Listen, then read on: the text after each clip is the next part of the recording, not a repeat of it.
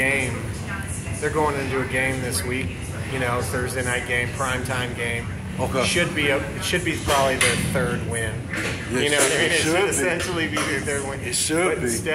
Instead, they're still fixating, I think, right now, and pointing fingers. Good word. Good choice of words too, bro. They're pointing fingers right now still, and they should be moved on from that. It's kind of like Stefanski said in his press conference on Monday. He's like, you got to turn the page quick on a loss like that, especially when you got a short week. But the thing is, they got the defensive backs talking to people on Twitter and shit like that. I heard that. Yep. And here's the thing. Here's the thing. All right, bro. And this is what it comes down to for me. Okay. Yeah. Twitter is the death of all things, in my opinion. I agree. No, I'm with you. I agree with you on that too. I agree. But what it comes down to for me, is that you wouldn't go on Twitter to ask someone how to play this game if you were a professional athlete. I would like to think that you wouldn't go on there to ask their advice about, like, hey, what am I doing wrong, everybody? You wouldn't. I would like to think you wouldn't do it, but if you're a pro athlete, doesn't surprise me anymore. But if you're a pro athlete, you don't go on Twitter and say, hey guys, what do you think? How do I play this game? Was it my fault? What am I doing wrong? So if you're a pro athlete and you're not going to do that, why would you give a shit if someone trolls you on Twitter and says things like, this is on you, Denzel, or this, that, and the other, or you blew that coverage, or this is on you. Here's the thing. Okay. You know what goes on in that room. Right. You know what goes on in in those defensive meetings, and you know what goes on in practices. No one else is in the building. Okay. In my opinion, it should be like some sort of NFL work rule violation to be on Twitter at all once the season starts. Oh, I agree. I agree with you 100%. Because that breeds contempt, that breeds malice. Yeah, it bleeds all that, man. Like envy, it can breed envy, it can breed, it can breed deception. Yeah, it can breed deception. The season corruption, all that garbage, man. I agree with you. The season should be a blackout. Okay. Because here's the thing: the Browns are going into a primetime game, the first of the season. Oh boy. And it's a chance to turn the page. It's a chance to get a win. There you go. It's a chance to put the Jets debacle to rest. There you go. But at the end of the day, they're still pointing fingers and fighting about last Sunday. I know. And that's not the mentality you need. I know. When you're going into a big game like that. Yeah, it's never the mentality. No, your points is all valid, man. I concur with you 100%. There's really nothing I can add to what you're saying. But my question to you is, that loss, it was, like I said, it was just so detrimental on all levels for me. So I'm trying to figure out, how do you come back from something that was so egregious? It was like they're like everybody that knows sports or just got common sense. It's not even about who's smarter, the smartest guy in the room or whatever, but it's common sense for me. So I've watched that over and over again, and the way that coverage was blown, it was just like, it's basic common sense. You mean it's, and if you watch the tape, it actually wasn't even Denzel Ward's fault. I'm not even fault Denzel Ward no more now, because I'm watching it, and he was, for me, he was actually the only person on the field that actually did his job as far as in, what the coverage was supposed to be. I don't know what kind of coverage it was called, but he seemed like the only person that did his job on that coverage, because he was supposed to, if you watch it, he was supposed to drop back. And I was like, why he ain't hit him? Why he ain't hit him? Like Chuck him? No. He was supposed to let that dude go by him, because somebody told him, I think it was Joe Woods or whoever on that defensive staff told him, hey, look, man, let him go.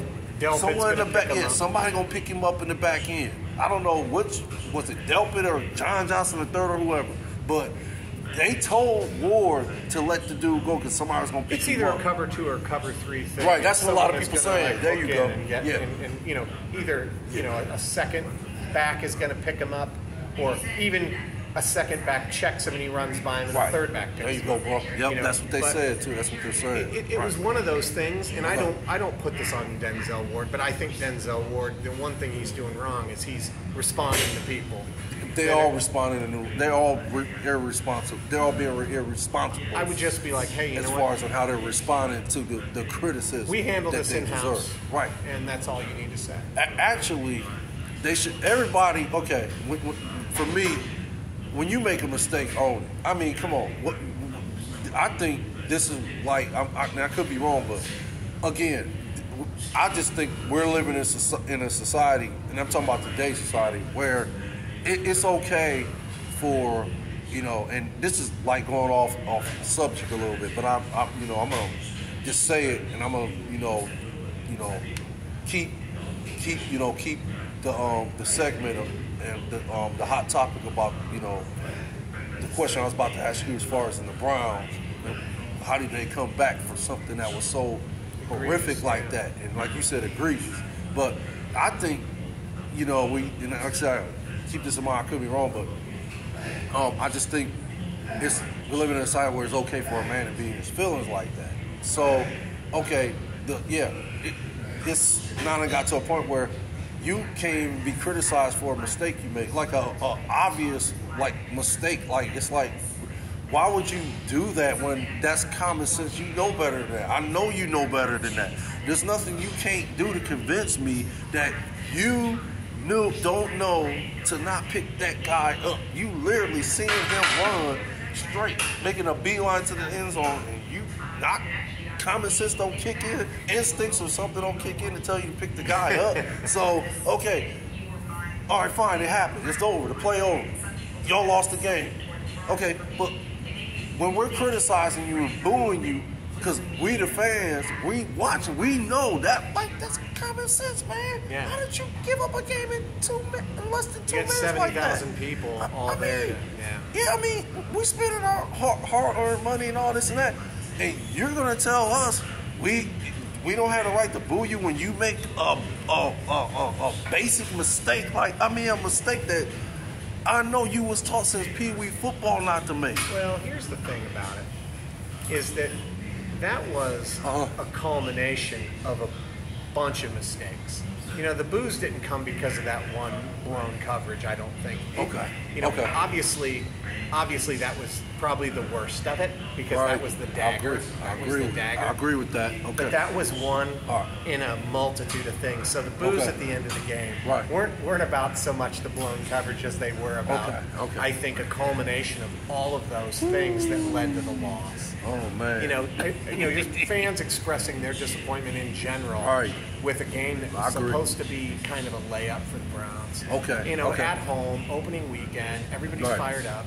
Yeah, exactly. They came off a really emotional win where they probably shouldn't have beat the Panthers, but they did because of here's the thing: they should have beat the Panthers, but they let the Panthers get. They should have put themselves in position where they almost lost the game. Right, and then they have this miracle kick.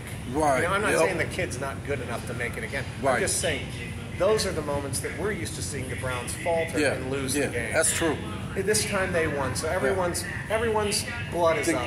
Thinking we turned the page, thinking, okay, we finally didn't turn the page. We used to lose games like this. Right. Now we're winning games like this. And then for the Browns to go from winning a game off a 58-yard field goal, y'all go to a game where y'all pretty much, no, in my opinion, it was given away. It was gift wrapped. The Matador, Ole, red cape and all bull, Ole. Nope. In my opinion, it was gift wrap, all that, whatever, Ole defense, whatever you want to call it. But yeah, for them, and then you lost again. You lost the game in less than 2 minutes. Oh yeah. And then what makes it even more egregious? No timeouts to a washed up. No timeouts. That's a good point. No timeouts. You lost the game, and then you made history on top of it. Yeah. When was the last time the Browns? Well, the last time anybody did that was the Browns. Yeah, it was the Browns in 2000. In 2001, the Browns committed the same mistake, and then in 2022, you do it again. You ask a lot of fans. You you're asking a lot of fans to not express some level of disappointment with something like that when that happens. So here's the thing: as much as you want me to understand as a player, you want me to understand that I don't know everything that goes on. Right. I want you to understand as a fan, those things are disappointing to the level where I'm going to probably express it through a series of boos. To, though. That's what boos are all about. Hey, at the end of the day, it is a game. I get it. It's just a game. Yeah. But okay. They're highly compensated. Their money comes from us ultimately. You know, I mean, it's not like someone else is paying it. You know, their money comes from fans. So, I mean, at the end of the day, fans have every right to express regret and disappointment. My point well, your point exactly. But to circle to what you're saying, okay, bro. How do you move on from this? Yeah, man. There you go. I'll circle back to that. All right, I appreciate it. And it's probably a simple thing. Okay. Wins buys forgiveness. Yeah, dude. The only way to move on from something like this, the only way to have, everybody come back and put their arms around each other is to win the games. Okay, that's true. Win the games you're supposed to win. Okay. And win a few that you're not supposed to win. And people will forget all about this. Well said. But the funny thing about, if you look at the big picture, the funny thing about this is that the Browns are actually, it's not lost like I thought it was once I got the emotions out of my system. And, of course, they got lucky. The Browns got lucky and everybody in their division lost. So it's like, okay. That helps. Exactly. At the end of the day, the Browns is 1-1. But if they don't do anything with it tomorrow, then it's just as bad. Okay, it will be horrendous if they lose tomorrow. It's going to still be horrendous. But at the end of the day, there's I think there's maybe 3. I could be wrong. I know it's at least 3 0-2 teams, in the league so far. So you look at that and you're like, okay, well, there's teams that's 0-2, and these are good teams. These are teams that are being picked to actually Cincinnati. Cincinnati's 0-2, and then you got some analysts that's still saying Cincinnati is going to be just fine, and they're 0-2 though. I'm like, how are y'all saying Cincinnati going to be fine? Well, they're 0-2. They're looking at their track record from last year, but here's the thing, Pete. It's important to remember about Cincinnati from last year. Right. They didn't really catch fire until about halfway through the year. No, they didn't. So, Exactly. So, I mean, are they a team that comes alive under the pressure of being eliminated, and makes a run later in the year? That makes sense. Or do they fall even further on their faces? And incur more losses early in the year, and they're out of it quick. It's hard to say. Right. I mean, it is hard to say with them, though. Yeah, it's I hard agree to say with you on that. Yeah, it is. They have offensive line problems, and their D doesn't look as sharp as it did last year. No, they did looking good either this year. But they may overcome. But here's the thing: the Giants. They're 2-0. That's crazy. Okay, so I mean, crazy. There's gonna be some parity. There's gonna be some washout. You get to the end of September, see who's 4-0, see who's 3-1. That makes sense. Okay. You know what I mean? That makes sense. That makes more sense to me than what I was originally actually looking at. So yeah, I see your point now, man. So it's early. You got a small. You have a small. It's early. It's definitely early. 2 games man. is a small sample size. I know, man, but I'm just saying for me, I'm just looking at it like, okay, I'm just looking at it as a Browns fan, like we're 1-1. If we beat the Steelers tomorrow, we'll be 2-1, and then I think we play Detroit. So if we beat Detroit, we're kind of even though that loss was just it was just bad on all levels, that we'll still be right where we actually supposed to be as far as in, okay, we won, we went 3-1. Now we at least put ourselves in position to win a couple of these teams we about to play. That's actually like the echelon of the NFL, the top echelon teams of the NFL. So we at least put ourselves in position to maybe get a little luck here and there. Maybe we get to beat one of these teams on a field goal or something like that, or get a big play defensive wise or offensive wise, it's probably win a game. It's probably 50% luck. What I mean? you can stack your roster, and you know your roster only might look good on paper, might look better than other people's rosters on paper. But at the end of the day, I mean, you got so many people putting their hands in things. You have officials, you have coaches, you have backup quarterbacks, you have a lot of variables that go work against you, and in some instances can work for you. Like, I mean, dude, look at Green Bay week 1. They got butchered by the Vikings. Okay, I know. The butchers got, and then the Vikings get absolutely smoked by the Eagles. Yeah, and get whooped on by the Eagles. I mean, it wasn't even a contest in any facet of it. And what I tell you about Kirk Cousins? Yeah, he had one of his Kirk Cousins games. He threw 3 interceptions. I was like, that's why they lost. Yeah. Kurt had one of them Kirk Cousins games. A touchdown and 3 interceptions. Yeah. I was like, after having 3 touchdowns and no interceptions. You know what I mean? Yeah, he's just not consistent. He's not consistent, and I think as long as the Vikings, not to go too far off the topic and talk about the Vikings, but as long as the Vikings have him, they're going to have what they have. They're going to be exactly where they are. It's going to be up and down. They're not going to have any stability in their organization. No, they're not. You're right. With him as their quarterback. I'm not saying he's not a serviceable quarterback. He's good. He's just not always a serviceable quarterback. Kurt is like, he's better than, now, I'm not talking about the top tier quarterback, but outside of top tier quarterbacks, Kirk Cousins is better than most of the quarterbacks. Yeah. He's got a good arm, and I don't even want to speak on his IQ because I don't think it has anything to do with his IQ. I just think Kirk Cousins, it is what it is.